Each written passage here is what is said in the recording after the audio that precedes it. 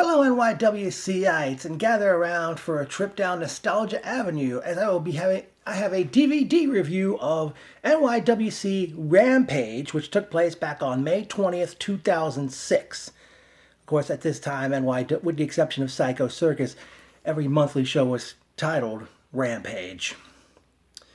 Then the show begins with ring announcer Nick Vrona welcoming the crowd, and announces that the main event will be billed as a battle for the belt, where 15 men will compete for the vacant NYWC championship. And it was basically a Royal Rumble match, which we'll get to later on. First match of the night, we see Disturbed Damien Dragon, accompanied the ring by Foxy, to go one-on-one with Dan Barry, accompanied the ring by Alicia. Now, at this time, actually a few months earlier, Foxy had turned heel as she had become smitten, seemingly, with Ken Scampy. And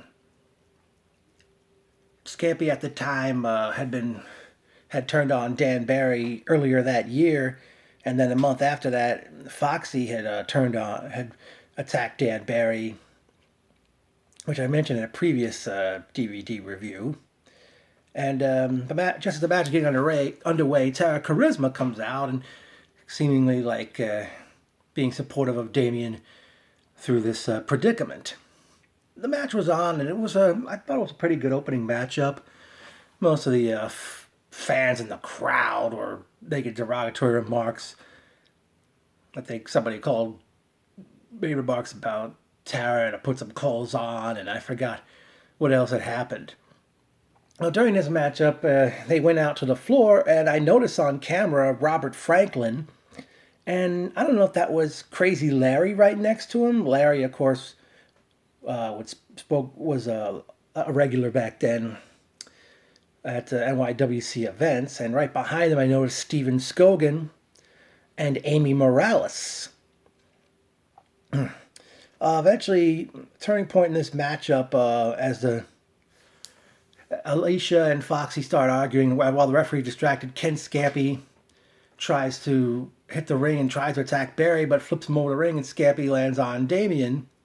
And Barry ends up defeating Damien Dragon to win the match. And Damien and Foxy were having some difficult trouble in paradise, so to speak. As Foxy said to Damien, Scampy would have won that match after Barry left the ring. Next up, Prince Charles comes out to the crowd, and he announced that he had himself a new tag team he was going to be managing. Of course, he had been successful managing Brett Matthews and Brian Myers for the tag team championship, but the previous month's show was Myers and Matthews' final match before they left for WWE Developmental Territory, Deep South Wrestling. So Charles says he's getting no respect, and he introduces this new tag team, which he said the fans treated like crap, and it was none other than the Angus brothers, Billy and Danny. And they come out, and Charles said, I had a match scheduled for these guys to face Joey Brajol, or as Charles said, Brajol, and Mega. But Charles says NYWC management tells him, no, you're not going to have that match because Mega isn't here. And then Joey Brajol, who we know today is Apollyon, he comes out, and and Charles says, you better not take another step or I'll let these guys loose. You know I hate you.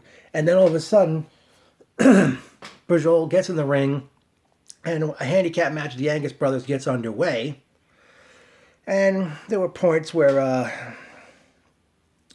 I think Charles came up to the apron a few times. Brajol missed a top rope splash.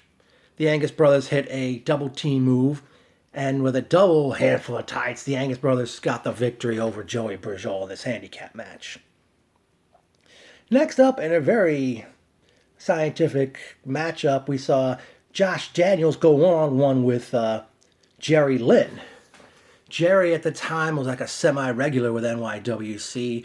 Of course, he already had been an NYWC champion for practically the second half of 2005. Very good matchup here, which saw somebody in the crowd was telling Jerry he was sticking up the joint, and Jerry took the microphone and kind of like ended up owning that fan. Well, I have the DVD of this show, and I was there myself. I had to watch this one over again to remember everything. Jerry tries to hit Josh with the cradle pile driver, but he flips Jerry. Jerry tries to take him down with the sunset flip, but Josh drops to his knees, hooks one of Jerry's legs as the referee's counting. Josh grabs the middle rope, and Josh Daniels defeats Jerry Lynn in this matchup. Then in singles competition, we see Ken Scampi accompanied to the ring by Foxy and Disturbed Damien Dragon. And Damien sporting a Ken Scampi t-shirt, and Foxy says to Damien, "It looks good on you." But out comes Scampi's scheduled opponent, Spider. Scampi and Spider, of course, were former tag team champions together as Los Luchas Hermanos, and they were a team from 2003 to 2004.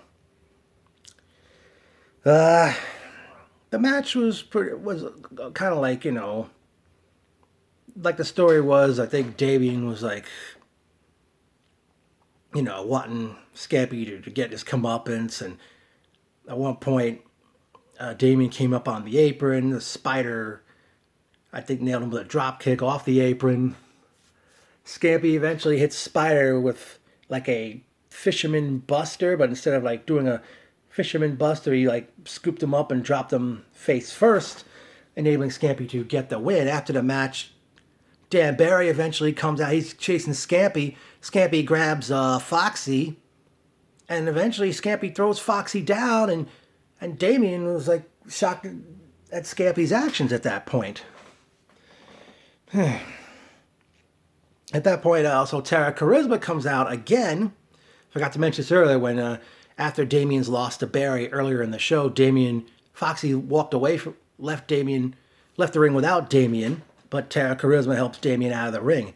Tara comes out again, and Foxy had some kind of spray, some type of spray, sprays it in Tara's eyes. And I'm sorry to say this, it was not a great sell job by Tara at all. Eventually, the founding father of NYWC, John Curse, comes to the ring with Forge right before he started refereeing, and they like put water in her eyes, and they used like some kind of medical paramedic bandages to like cover her eyes up, and then they had to help. And Damien helped her out of the ring. Next, we were set to see Maverick, who we know is the premier athlete, Tony Nese, challenge Javier for the Interstate Championship. A few minutes into this matchup, out comes Dickie Rodds and the late Crusher Dugan, and Dickie says that his match with Javi said he would have won the Interstate Championship from Javi if the BS Express had not interfered. And Dickie called Mav a greenhorn. And said the only thing missing in this match is a superstar. And Dickie inserted himself into the matchup. Great stuff in this matchup, mostly by Javi and Maverick. At one point, Maverick whips Dickie Rodds into the guardrail. Maverick charges Dickie. Rodds flips Mav over the rail into the crowd. And Maverick, he does this. This was an awesome spot. He launched himself from the floor to the top of the guardrail, jumped to the apron, and then he catapulted himself up to the top rope, hit Javi with a springboard drop kick. Eventually, the end came when Rodds had Javi up for a Kryptonite Crunch move, and Maverick super kicked Rodds, and Javi got the pin to retain the Interstate Championship.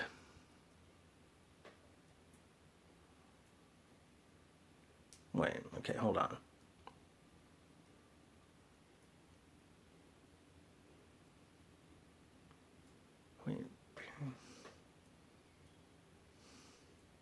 Okay, up next was singles competition as Stockade went one-on-one with the Warlord.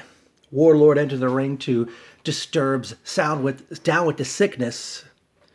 And basically, I don't know if Warlord legitimately hurt his left leg in this matchup, because it looked like he tried to whip Stockade into the ropes, and it looked like Warlord's knee started to go on him, and Stockade chop blocked Warlord and went to work on the leg. Warlord eventually recovered from all this, and he eventually put Stockade down after a power bomb, and he picked up the victory. I know a few other people I noticed in the crowd. I noticed Jim Lundis was in there. Freddie Kane, who was about as tall as King Mega. I think I may have seen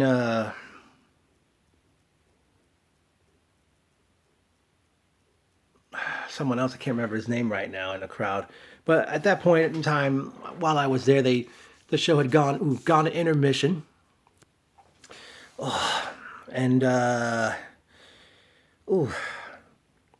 know Warlord came back to the ring to do a meet and greet with the fans. The rest of the show resumes, which see Oscar as he went one-on-one with the debuting Mana, who was accompanied to the ring by the sure thing John Shane. Oscar, once the bell rang, he went on the attack on Mana right away, but then Mana really hit some really hard chops on Oscar, and he eventually hit it with this awesome, looked like he was going to go for the old Dino Bravo move, but he flipped Oscar at one point. Then he gave Oscar a double underhook pile driver, which is what Kid Cash called the Moneymaker and Jay Briscoe calls the J Driller. He hit the move.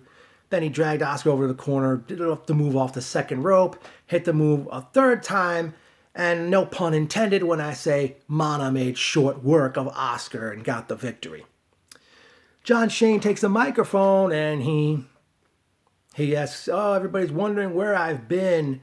And somebody in the crowd yelled, "Nobody gives a fuck." And John Shane obviously didn't want to curse, but he says, "Hey, yeah, I'll tell you who gives one," or whatever he said, but he didn't curse. He says, everyone wonders how I moved on from the Solution, how I moved on from those bums. Eventually, John Shane notices Papa Don in the crowd, and Papa Don is saying, "Listen, I'm done. Why don't you just let me be? I bought a ticket. I'm sitting with the greatest fans in New York." And John Shane says, "Let you be? What are you, a Beatles song?" And he called Papa Don a piece of garbage, and he says, "I got a guy right here that can eat you for lunch." But John Shane, while outside the ring, he ended up pushing Papa Don, and Papa Don ran to the rail to be cut off by Mana. Mana throws him into the ring and hits the double underhook pile driver on Papa Don. But then all of a sudden, Havoc, eventually Papa Don's partner at the time, he hits the ring, he starts to brawl with Mana, but then all of a sudden, Atlas Security, they intervene, as do some wrestlers in training. Among them I noticed was John Silver, and somebody in the crowd yelled, "It's past your bedtime!" And I think I noticed the guy later became Dirty Moore, helping to break that situation up. Somebody in the crowd was trying to speak Samoan, seemingly. And, eventually, as all that was happening, Oscar apparently was still at ringside. He's trying to help Papa Don in the ring, and somebody yells, "Oscar, you lost like an hour ago. Why are you still out here?" So, yeah, that was a hectic situation right there. Next up, we were set to see Mike Spinelli, who at the time was one half of the tag team champions with his BS Express partner, who accompanied to the ring, Tony Burma, the late Crusher Dugan, and JT Tackleberry, who we know is Kaysen. As they, and they did battle, Spinelli defended the Hi-Fi Championship against Plasma, who he defeated 2 months earlier. Plasma took the microphone, and he said he had some backup, and out came the Dead Presidents, Boog Washington and Low Lincoln, Boogaloo and Lowrider, and they chased Burma and Tackleberry to the back, and then the match was on, and eventually, Plasma and Spinelli took it to each other in this one. They brought chairs into play.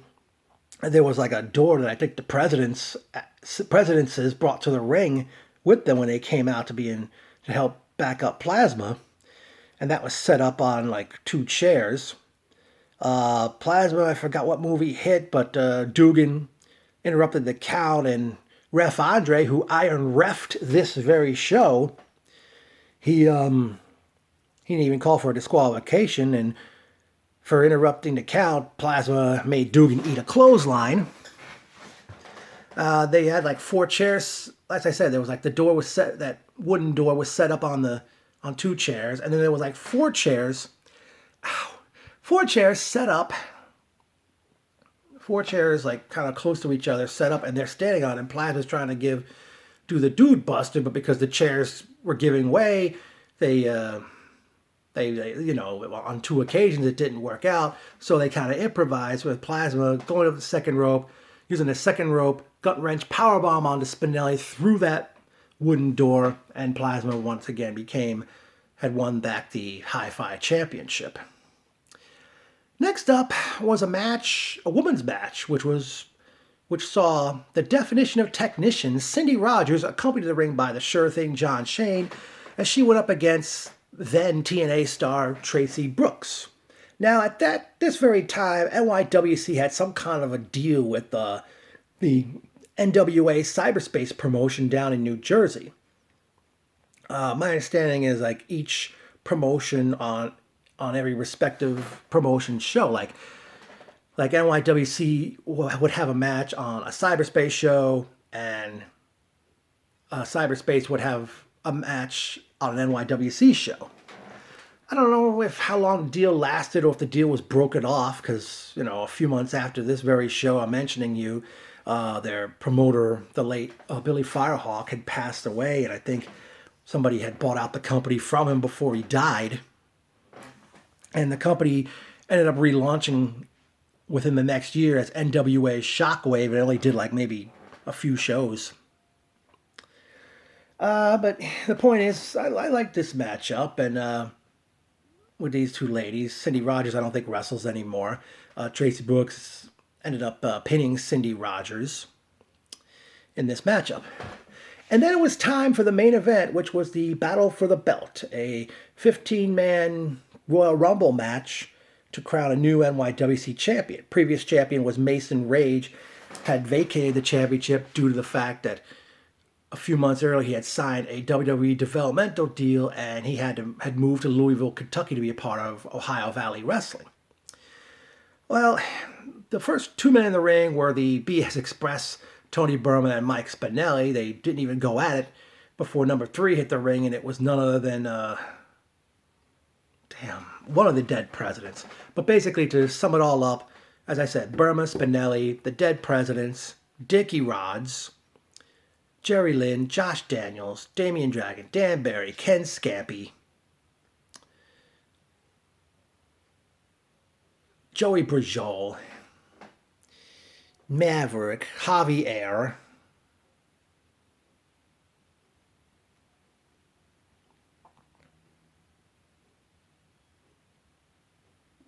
Plasma, and the last man to enter the match was Matt LSD Hyson, who we knew as Spike Dudley in ECW and the WWE. Hyson actually entered the match last, and it came down to him, Jerry Lynn, and Dickie Rods.